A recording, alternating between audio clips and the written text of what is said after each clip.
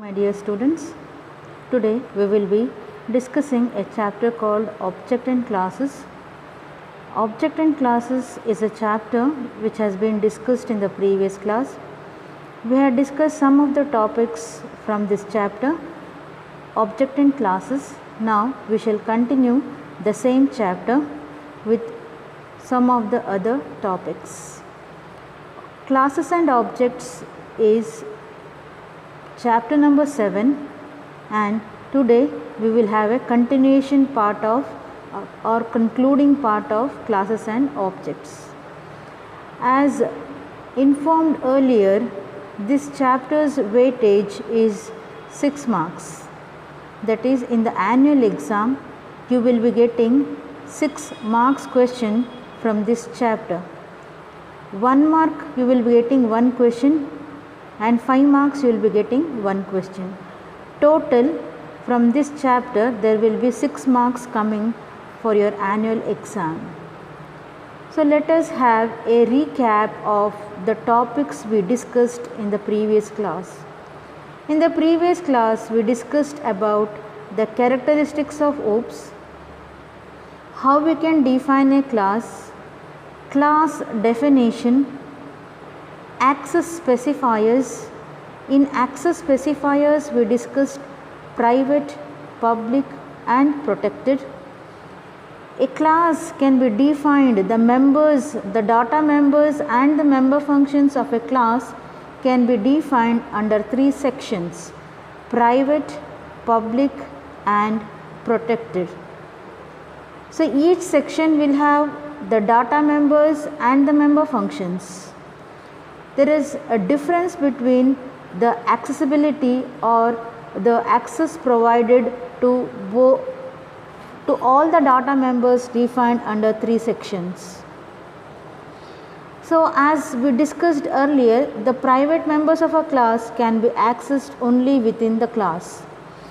The private members are not accessible outside the class.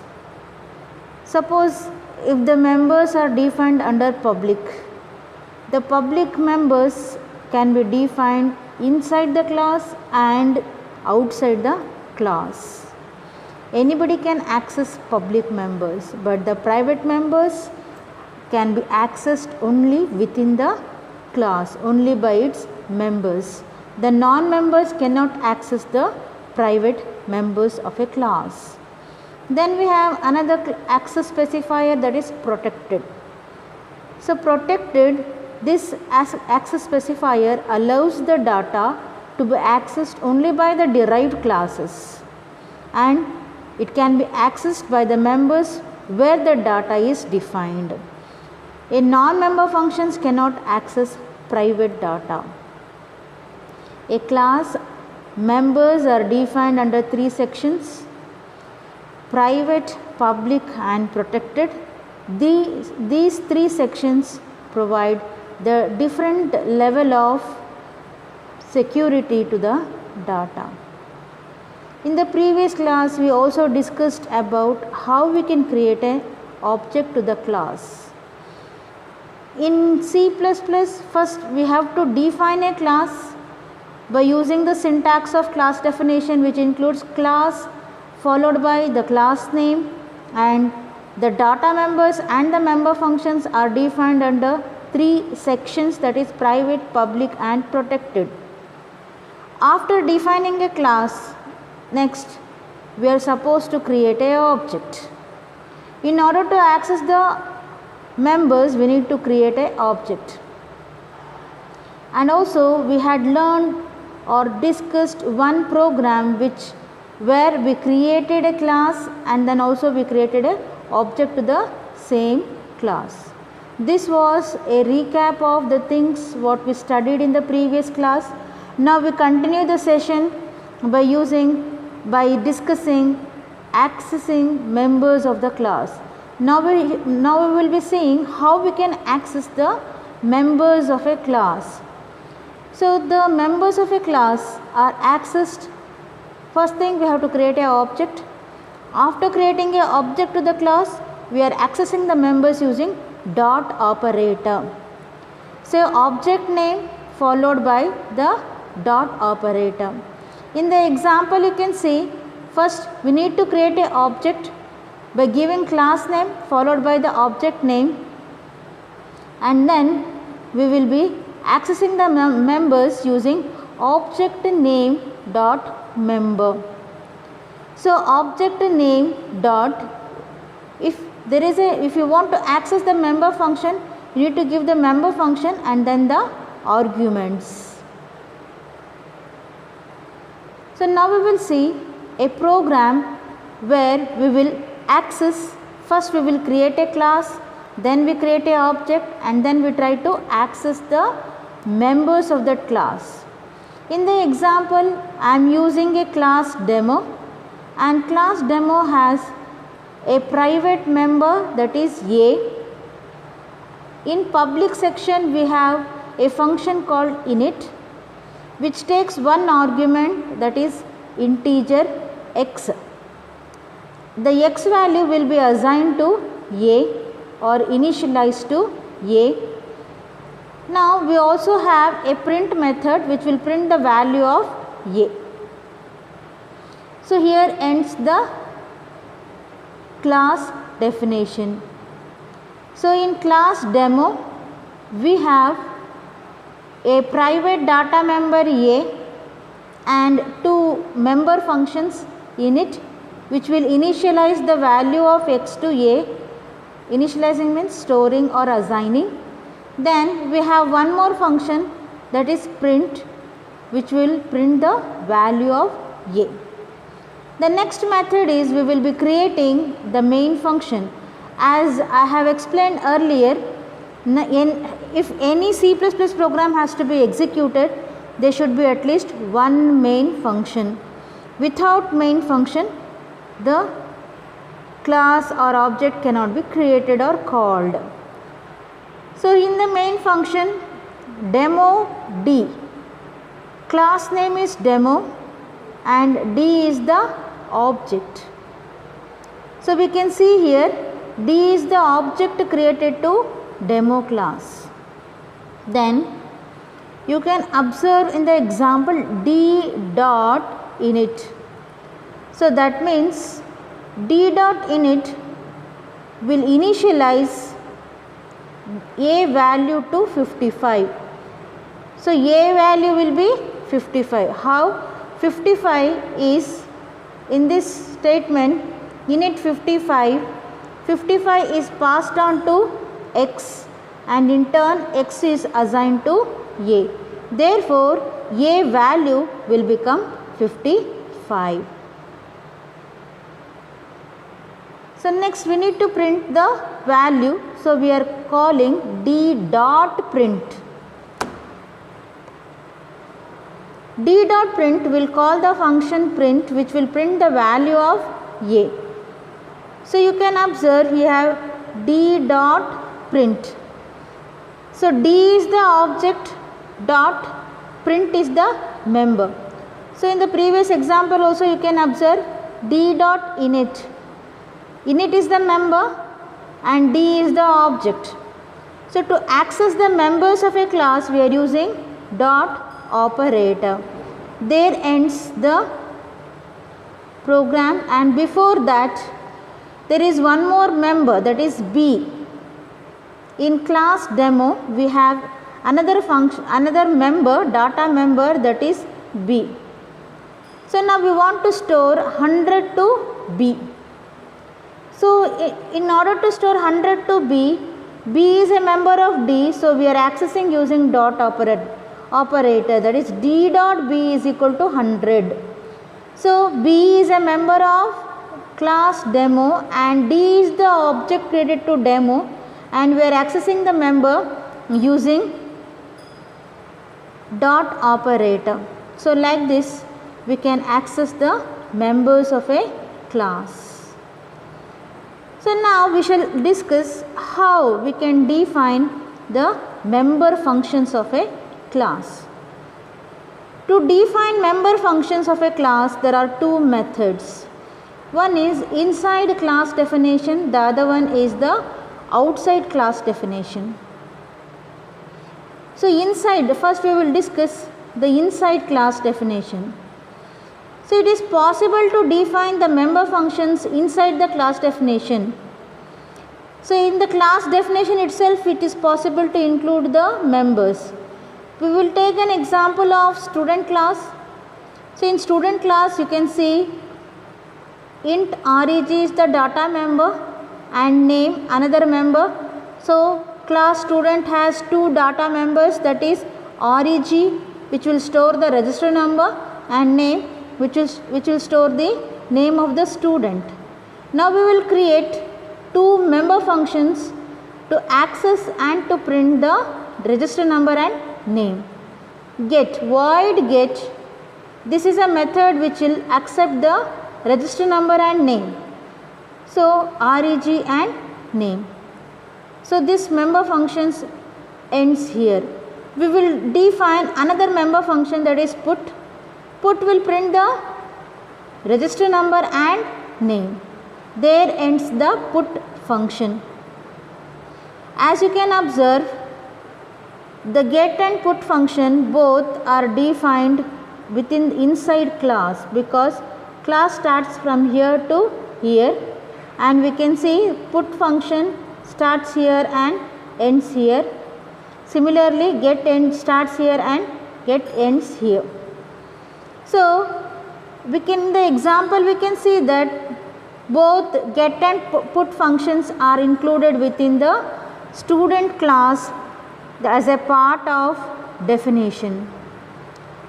So in the above example, class student, the get and put are the member functions which are defined inside the class. So there is another method using which we can define the member functions. It is possible to define member functions outside the class. So how can we define a member functions outside the class? So it is possible to define the member functions of a class outside the class with the help of a operator called scope resolution operator. So this is the scope resolution operator, colon. So with the help of this operator, we can define a class outside the, we can define a function outside the class definition. So now we will see the syntax, how we can define a member functions outside the class definition using scope resolution operator. So you can see in the example, so we can see the syntax. The syntax includes,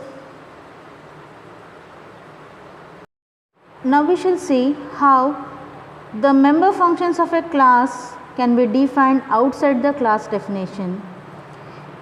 So it is possible to define a member function outside the class, and this freedom is given by a scope resolution operator. Scope resolution operator is colon. So scope resolution operator helps us to define member functions outside the class definition. Sometimes when there are many member functions, if we start defining all the member functions inside, the class size becomes lengthier. To avoid that, we can define the member functions outside the class using scope resolution operator. So now we will see an example where we will be using scope resolution operator to define member functions outside the class. Now you can see in the example class date, we have D, M and Y, which will store day, month and year. And in the public section, if you observe, there are two functions, that is get date and put date, but there is no function body included. The function body is not included inside the class. So here the class ends. So we can see that there is no definition of member functions included in the class. Now we will see how we can define that outside the class. So you can see void date colon get date. So here we include the body of the function, member function. Enter day, month and year, D, M and Y, and then void date, put date, which will print the date is day, month and year. So now if you observe, the definition of the class has been written outside the class.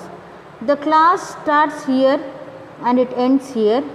Get data and put data are defined outside the class. So this is the method using which we can define the member functions outside the class. And to define member functions outside the class, we are using scope resolution operator. And then in the main function we are creating date D. D is the object created for date class. Then we are accessing the members using D dot get date and D dot put date. So this is about how we can define member functions outside the class. Now we shall see how we can use arrays as members of the class. Like we use int reg char name.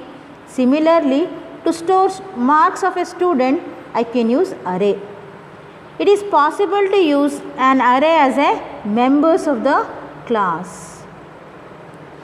So in the following program we will see how we can use an array to store the marks of a student.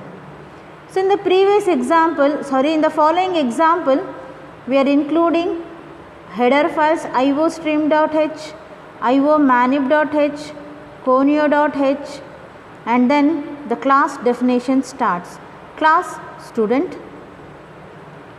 Then we have private. In the private section, you can observe we have int reg because each student will have only one register number and each student will have to write test for 6 subjects. To store the 6 subject marks, we are taking marks as 6. Char name is used to store the student name. In the public section, you can see we are using get function. Get will accept the register number and name, and also it will accept the marks of the student. So cout enter reg and name, cin reg and name. Now we are accepting enter marks obtained in 6 subjects. So as you can see, marks, we have taken marks for 6 subjects. So we are accepting marks of 6 subjects. So we are taking a look for int I is equal to 0, I is less than 6. That means the count starts from 0 till I reaches 6. We are accepting the marks and storing it to marks of 0, marks of 1, marks of 2, marks of 3. So like this in the previous year we had studied. So if we have a array, say array of 3, so the data will be stored in different locations. For example, m of 3, so first element will be stored in 0, second element will be storing in 1, third element will be 2. Similarly, marks I, that means marks of 0 will be the first subject, marks of 1 will be the second subject, marks of 2 third subject, like it goes on. So similarly, we need to print the marks of the student and also name and register number of the student. So we can see here name, register number, and we are printing the 6 subject marks. To print 6 subject marks, again we are taking a look because there is not only one subject marks, we have to print 6. So the count starts from 0 till it reaches 6. That means 0, 1, 2, 3, 4, 5. Totally 6 elements, that is 6 subject marks will be printed. So now we continue the discussion using the next topic which we will be discussing here is creating object array. That means like integer array, as we know that array is a variable which stores multiple values having same data type. Int a of 10, for example, if I give int a of 10, so I will be storing 10 integers in a. Suppose if I give float a of 10, that means I will be storing 10 floating point values in a. Similarly, I can create an object array, that means an array of objects. So it is possible to create array of objects, like we create an integer array, float array, character array. We can also create a object array. For example, we are creating a student class and one object can store one student details. Similarly, if I want to store 5 student details or 50 student details, I need to create a object array. So here we will see how we can create a object array. Class student.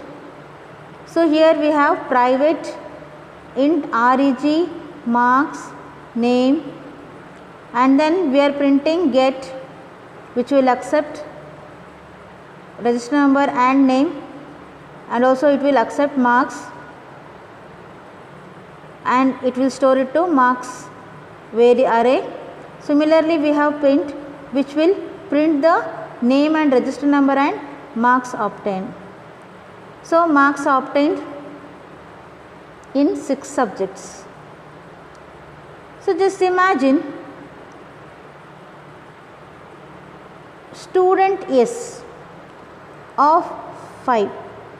That means, so here you can see student S of 5, which means S is of type integer, student. Like we have int reg, which means reg is a variable which store integer data. Similarly, student S means S will store student data.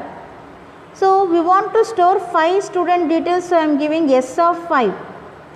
So if I have to store 50 student details, I can give S of 50.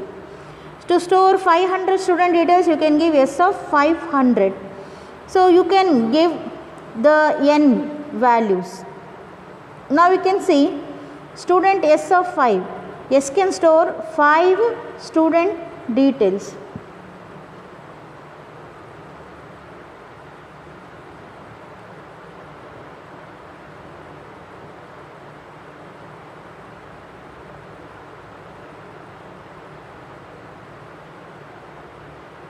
So now we can see student S of 5. So student S of 5 means S is an object created to student class and it can store 5 student details. So now we will be accepting 5 student details. So we are giving for int I is equal to 0, I is less than 5, I plus plus S of I dot get. So similarly, we are printing the student details. Not only one student, we are printing for 5 students. So we are giving int I is equal to 0, I less than 5, I plus plus S of I dot put. So here you can observe how we can create a object array. So next we will be discussing object as function argument. It is possible, last year you studied a chapter called functions. So now if we want to pass the data to a function, we are using several methods.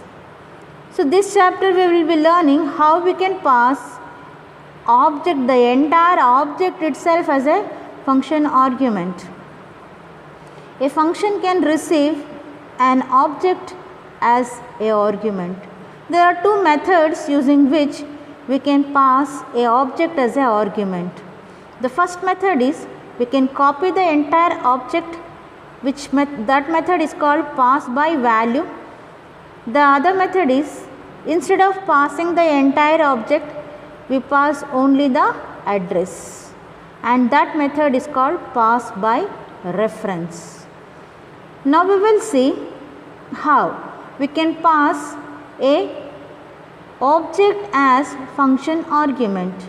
Now we have a class and the name of the class is RUP and rupee. This class has two members RS and PS and then two methods which will accept rupees and paisa, and the other method put which will print the rupees and paisa. Now we have one more member function, that is add. You can observe this member function takes two argument, and the two argument is rupee R1 and rupee R2. That means add will take two objects as arguments and it will add 2 rupees and 2 paisa. RS is equal to R1 and R2 will be added and stored, and similarly R2 paisa and R1 paisa is added. So we have to observe the main function. We are creating three objects R1, R2, R3. First we will accept rupee and paisa for R1, then we will accept rupee and paisa for R2. Now we will print the rupee and paisa of R1 object, then we will print rupee and paisa of R2. Then we are adding R1 and R2 and we are storing in R3. 2 rupees are added, rupee 1 and rupee 2 are added and it is stored in R3. So rupee 1 and rupee 2 for adding we are using R3 dot add, which will add rupee 1 and rupee 2. Then we are printing rupee 3. So you can observe in the example how we are passing the objects R1 and R2. R1 and R2 are not normal variables, so they are objects. The entire object is passed. So this method is called pass by value. And using this method we are passing the entire object to add function of R3 object, which will add R1 and R2.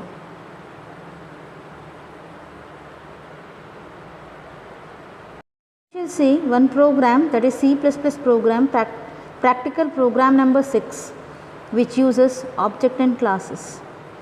So write a C++ program to create a class, and name of the class is simple interest with members principal, amount, rate of interest and time. So we need to create three functions which will input, calculate and print the result. Let us start by including the header files, that is iostream.h, conio.h, iomanip.h. Why are we including iostream? We are including iostream as to make use of cin and cout objects, which will help us to perform input and output operations. We are including conio.h as we are using clear screen and getch function. So similarly we are using iomanip function to perform endl and setw. Now we have a practical program which will calculate the simple interest, and name of the class is simple interest. And then we have private. In the private we have SI, which will represent the calculated simple interest value, P represents the principal amount, T time taken and R rate of interest. In the public section we are defining input which will read principal amount, time and rate of interest to P, T and R. We are inputting P, T and R. Then we have the next function which will calculate. What it will calculate? It will calculate simple interest, P into T into R divided by 100. Next we have the print function, so which will print the simple interest. Now we design the main function where we create an object to the simple interest class, that is S, and first S dot input will read principal, time and rate. Then we will call S dot calc, which will calculate the simple interest, and S dot print, which will print the calculated simple interest. This program is included in your practicals. It is program number 6, C++ programs. Kindly go through the program. Kindly go through the video and attend the test. All the best. Hope you all will do well. God bless you. Study well.